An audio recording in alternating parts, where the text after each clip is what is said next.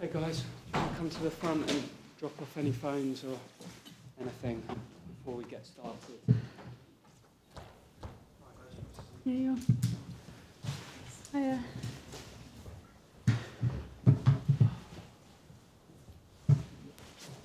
Thanks so much for joining us.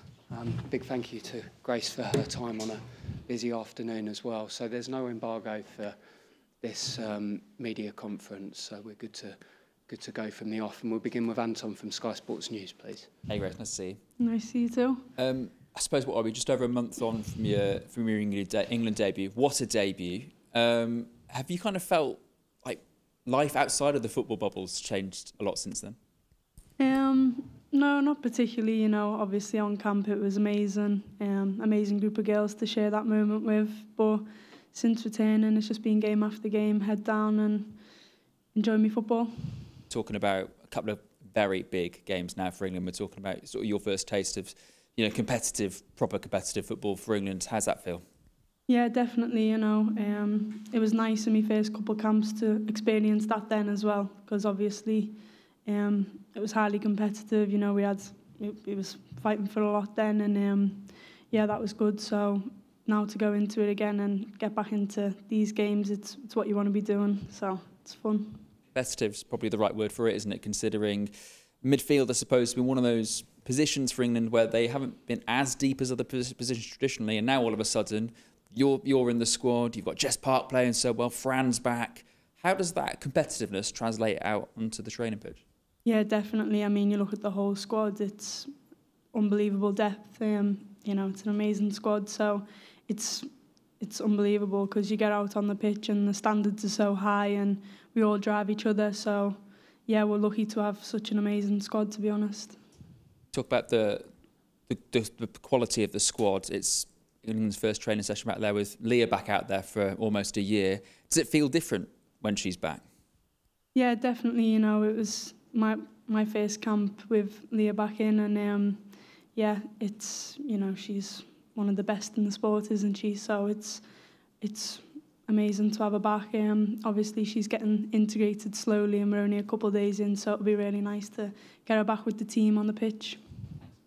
Thank you. Hi Grace, how are you doing? Good, thank you. In terms of this qualification group, it's been described as a group of death. When it was first drawn out, what was your initial reaction and what's been the discussion of the rest of the squad with who you'll be facing over the next few months? Yeah, definitely. You know, it was drawn right after the last camp. I think, yeah, it's a really competitive group, but that's always going to happen when you're in such an amazing tournament, you know. So I think we're all just really excited to get started, to be honest, and hit the ground running. How confident can England fans be that you'll get a top 2 finish and an automatic qualification spot? Yeah, definitely. I mean, obviously it is a competitive group, but that's always what we're aiming for. You know, we're a team that wants to win, and the quality that we have, there shouldn't be nothing less than that. The one game in particular that you've got marked on your calendar?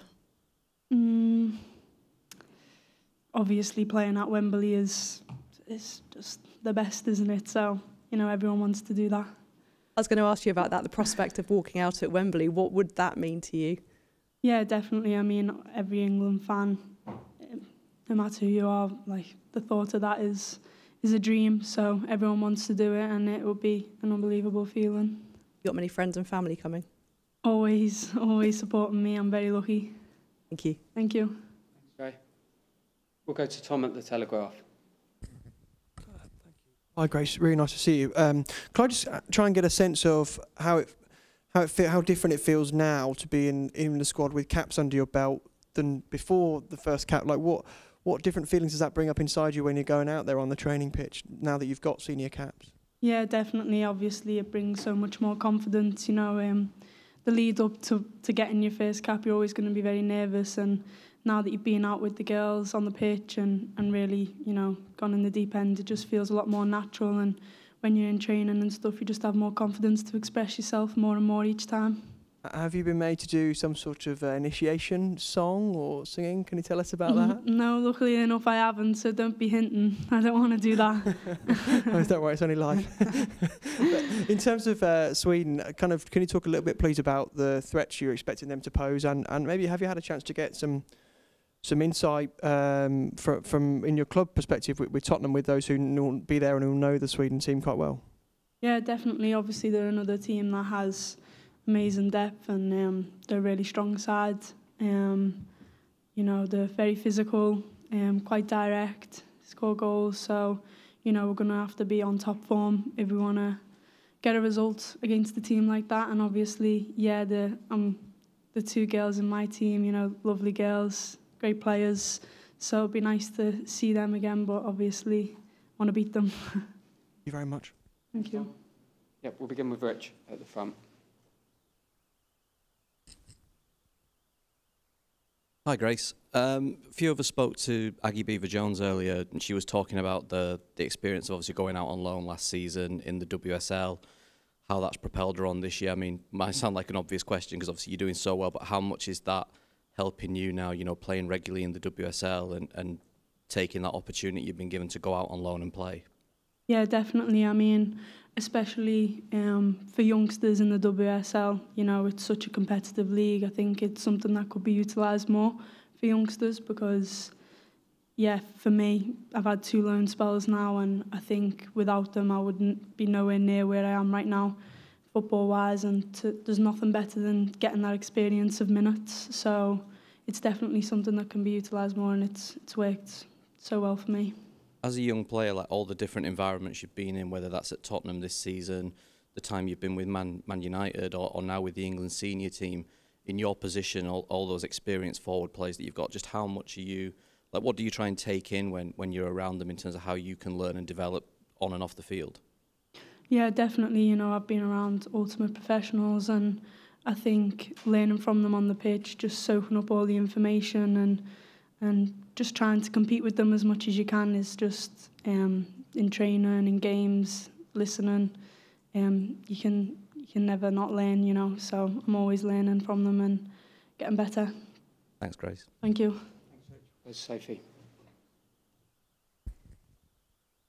Hey Grace, I was just going to ask about your kind of favourite position in midfield, because I know Robert at club, he plays you out on the left and you sometimes come into the number 10. He certainly told us in press conferences that that's where he sees you eventually. But then when you had your debut last month, you were maybe a bit deeper, like as an 8. So where do you see your kind of strengths? Yeah, definitely. You know, at the start of the season, Robert integrated me onto the wing, I think, just to sort of give me a bit more freedom to get on the ball. And as I've gained more experience, he trusts me more in midfield, which is nice. I think I'm most confident in midfield, you know, and in that 10-8 role it's really nice because I'm a player that just wants to get on the ball, and then if I don't get on the ball, I'd say I'm quite an aggressive player to try and win it back. So being on the ball in midfield where you can do most of the harm is where I want to be. Brilliant, thank you. Thank you. Sophie, we'll go to Kit from the Times. Hi Grace, can I just go back to when you're talking about your loan spells and talk more about maybe kind of how they've developed you as a person and away from the pitch, because obviously you've had to move around the country and get used to a lot of different environments. Yeah, how's that kind of changed you as a person? Yeah, I mean, moving away from home obviously makes you go up.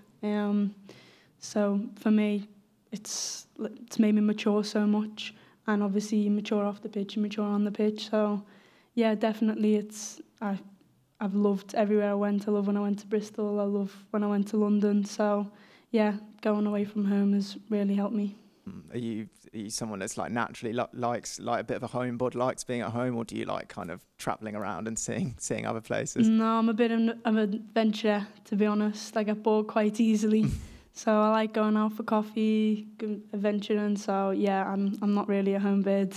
Nice one. And obviously from a personal perspective, the camp in Spain went really, really well for you. Have you had to maybe almost realign just how much you can achieve and how quickly you can achieve it after obviously how well that went? Yeah, definitely. You know, it was a crazy camp, and it was, you know, so many things happening at once. So to go back to club and just get right back into the swing of things, you know, we had a big game straight after camp. So for me, it's sort of just living away from home, taking every game as it comes, and just not getting caught up in that side of it, because I think I'll go crazy. Grace, we spoke to Emma Coates earlier on, and she was saying, you know, she's watched your career and your progression, and it's been amazing. And she said you're at your best when you're confident. How sky high are your confident levels right now? Yeah, definitely. I know, obviously, confidence for me comes from the manager, and you know, Robert and Sina have both given me so much of that. So this season, I've just been filled with confidence, and I think she's spot on the pitch. I think you can see that. Freedom and confidence from them, and to allow me to go and express myself is so important, and I feel like they've given me that opportunity. Yeah, and we spoke to some of the players as well, some of the under-23s, and they said sort of coming into the first team set up and you see the senior players, it can be a bit overwhelming and you can almost get a little bit overawed. But I suppose when you go into the starting 11, you have to sort of back yourself. And is that a trait that you think has really helped you over the last couple of months? Yeah, definitely. I mean, I think it's only normal for you to have doubts every now and then, like that's normal. So, you know, being nervous and getting butterflies, I think you've sort of got to appreciate that because, you know, you're saying, you know, it's humble, but I think you've got to have confidence to back yourself to go out there and play because you're there for a reason. And yeah, I think when the girls did come up, you wouldn't have even known they were overwhelmed. They were amazing in training and stuff. So yeah. Thank you very much. Yeah, we'll go to Tara. Hi Grace, you spoke a bit about the experience of the team, and I was just wondering if there were any players that you were kind of learning from, particularly in this camp. Yeah, obviously I'm playing with the best players in England, like, you know, your Kiras, your Lucy's. So yeah, all of them are unbelievable players, to be honest. And every camp, the tempo is so high. I'm just learning so much. So yeah, definitely. If there aren't any more questions, we'll end there. Thanks ever so much for your time, Thank Grace. you, everyone. Thank you.